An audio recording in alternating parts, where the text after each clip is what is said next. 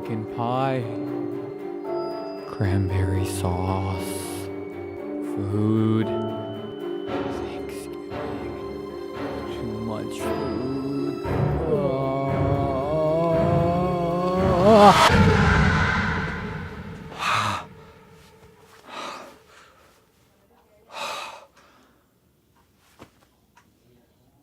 Huh. Spooky.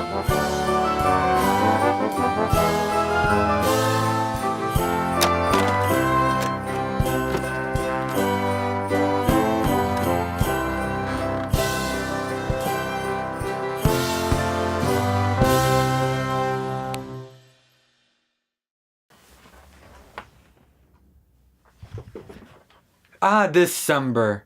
The most wonderful time of the year when schools let you off for break, Christmas lights everywhere, joyous music, food you know you shouldn't eat after Thanksgiving, but what the hell, it's once a year.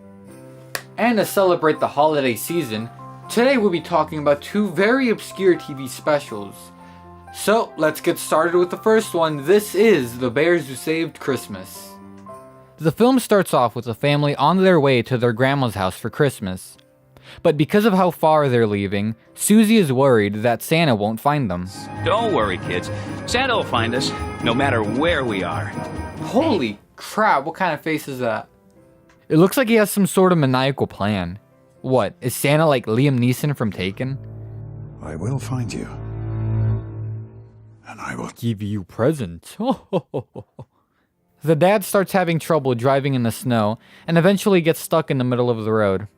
Now, take a look at this. We're just stopping for a few minutes, kids. We should be back on the road in... This just in from the Weather Bureau. A severe storm warning is now in effect for the entire mountain region. All roads have been closed until further notice. Oh no!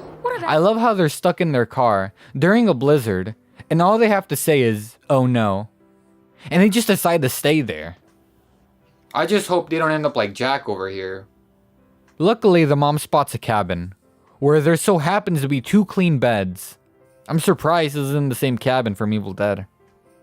Once everyone goes to sleep, a giant gas ball millions of miles away from Earth brings the bears to life.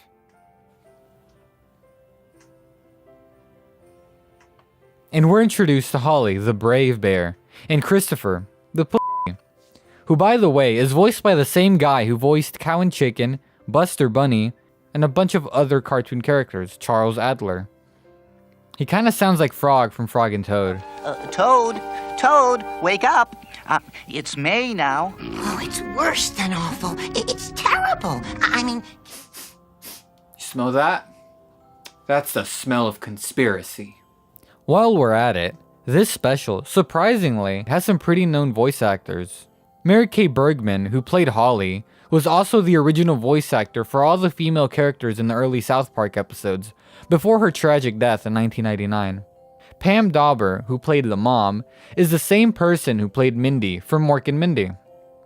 Henry Gibson, who played Flashy, was the head Nazi in the Blues Brothers. Dan Gilvezan, who played Dad, is the same man who voiced Peter Parker in the 1981 animated series, and the same guy that voiced Bumblebee in the G1 Transformers. How did I not know this earlier? Even legendary comedian Jonathan Winters was in this, playing Charlie the Compass. Wow. Anyways, they want to save Christmas, so Holly gets the idea to bring back a Christmas tree. Wait. Two little teddy bears bringing back a 7-foot tree. I'll be right back. Yeah, I just checked with a friend of mine, and, two teddy bears can't carry a tree, so, Huh? Christopher and Holly wake up a flashlight called Flashy the Flashlight. How creative. He reminds me of Lumiere from Beauty and the Beast, except Flashy is afraid of the dark. Oh, I get it. They also meet Charlie the Compass, who claims he has no sense of direction. So what I'm wondering is, how many things did the star bring to life? How do they speak fluent English? Or maybe it's possible that the previous owners of the cabin died, and their souls weren't laid to rest, so they're taking possession of any object they can. I think I've uncovered something. I need to find this cabin and perform an exorcism. Eventually. Well, where was I? Oh yeah. So Christopher, Holly, Flashy, and Charlie start heading out into the forest, where they have a short musical number that turns Christopher from a scared bear to a brave bear. Some very solid character development here. They run into Bobby Bucktooth, who helps Holly and Christopher get to Blue Mountain Ridge by taking them through a frozen river. I wonder what's gonna... Of course. He's saved, coincidentally, right before Mrs. Bucktooth shows up. And what does he get after disobeying his mother and talking to strangers? A hug. That'll teach him. He'll never leave like that again. Right? They eventually find Blue Mountain Ridge, and Christopher asks Holly, Yeah, it's perfect, all right. But how are we ever gonna cut it down? seriously, did they really think they'd be able to take down a tree by themselves? If so, how would they carry it back to the cabin? Either way, they noticed the tree fall down. But who cut it down? Well, the one, the only, Bucky. Good thing he didn't learn his lesson, am I right? But trouble approaches when an angry bear chases Chris and Holly for waking him up during hibernation. Not gonna lie, I'd react the same way. I need my sleep. Don't worry, guys. It's fake. Crap! For some reason, this movie keeps reminding me of Evil Dead.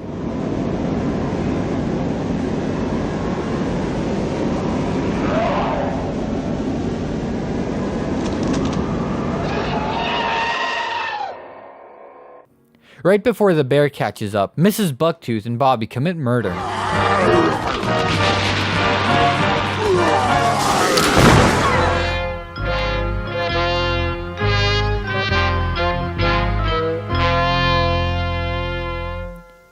Okay, well maybe he doesn't die. He just gets stuck. I think. Yeah. The bear escapes and tries to sniff Chris and Holly out, which leads him to almost stepping into a bear trap. But before he does so, Holly jumps out and warns him. Not knowing that she just saved his life, Black Bart growls some more, and Flashy sacrifices himself to save Holly.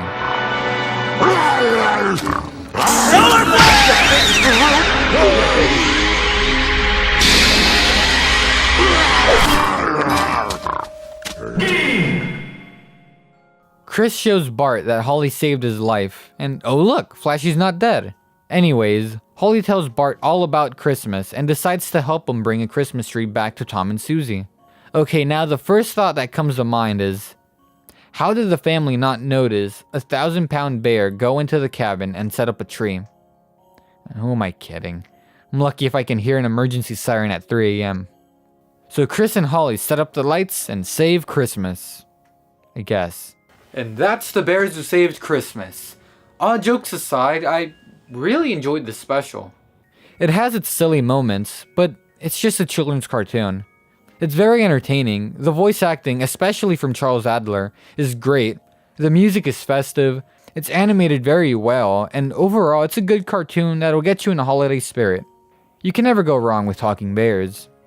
I'll give it 3.856 out of 4 scary dads.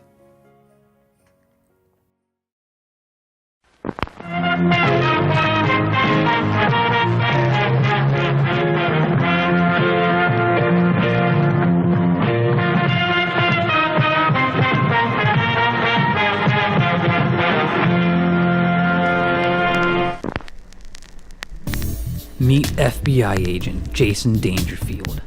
He's not your everyday FBI agent. When Christmas comes, he hangs his stockings. Incoming call from the North Pole. Hello? Mr. Dangerfield, you need your help.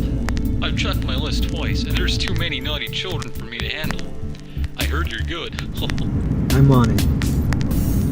This Christmas. Where are you?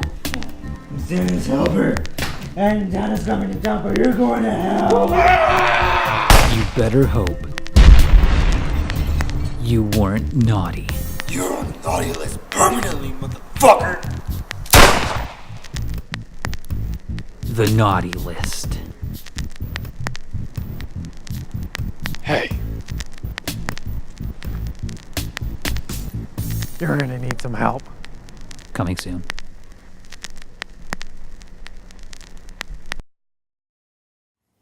So, we talked about magical bears who save Christmas. Now let's talk about a special that I've never heard anyone talk about. Up on the Rooftop. It's Housetop.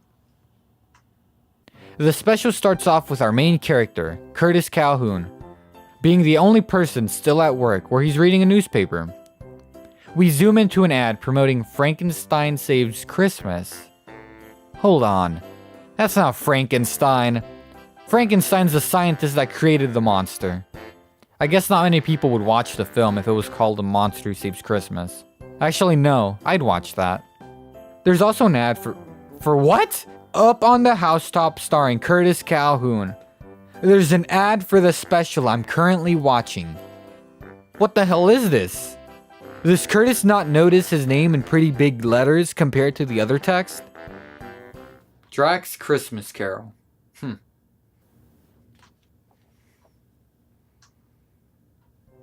Anyways, Curtis gets interviewed by some news reporter where he reveals to the world that he thinks Christmas stinks, which causes the news reporter to feel a little bit awkward. At least she wasn't this reporter. It took crews longer than anticipated to find the crack in the 64-year-old pipeline. I'm standing here with Fred, who says he was greatly impacted by the gushing of oil. Can you tell us a little more of what you saw? I sure can. I was sitting on my front porch, grabbed a beer, and fuck her right in the pussy. Curtis goes back home, where a young Dee Snider praises Curtis for his rockin' statement. Merry stinking Christmas, Curtis. Cool. Merry stinking Christmas and a lousy New Year. I like it. Now that kid needs his own EP. Later on, Curtis goes to the music store where he comes across a donation-seeking Santa. Hey, I gave down the street from the office. I'll give again. Believe me, Curtis, I understand where you're coming from. I understand. He buys food for Christmas dinner and heads back home, where he gets a call from both his father and brother, telling him neither of them will be home for Christmas. Feeling let down, he decides to watch pro wrestling, but has to go up to the rooftop to fix the antenna. I swear, every time he does this, I'm reminded of the girl. I love you, and I miss you. While on the rooftop, Curtis gets locked out and hears what he thinks is a burglar, but turns out to be good old Saint Nick. Curtis helps Santa pop out of the chimney. Once he's out, he gives Curtis advice by telling him to accept the holiday and open up to the Christmas spirit by finding it in places you wouldn't expect. The next morning, Curtis is found sleeping by an apartment tenant on some seed bags, where he realizes that he's not the only one who has nowhere to go for Christmas. This gives him the idea to throw a party for everyone who stayed in town, and to his surprise, a lot of people go to his party, including Lucy from the Peanuts special. Okay, it's not her, but maybe it's her mom. That would explain why we never see her parents. Anyways, that's Up on the Housetop. It's a very well written story with good animation, good acting, and a good message. Both children and adults will find enjoyment out of this. I'm sure many people can relate with Curtis and find the holidays depressing due to the stress that comes with buying gifts or being alone during the holidays. It shows that Christmas can be found, even when you least expect it, if you let it be found. It's a special that'll end and leave you feeling warm inside. From its subtle jokes to the nice animation, these 20 minutes are definitely worth your time. I'm gonna give Up on the Housetop 5 out of 5 stars. And that's it for today's video. Christmas specials like these are often forgotten, so I hope I've been able to shed some light on these classic gems. Until next time, where we take a look at a CG animated Matt Groening special, don't forget to please be kind. Rewind.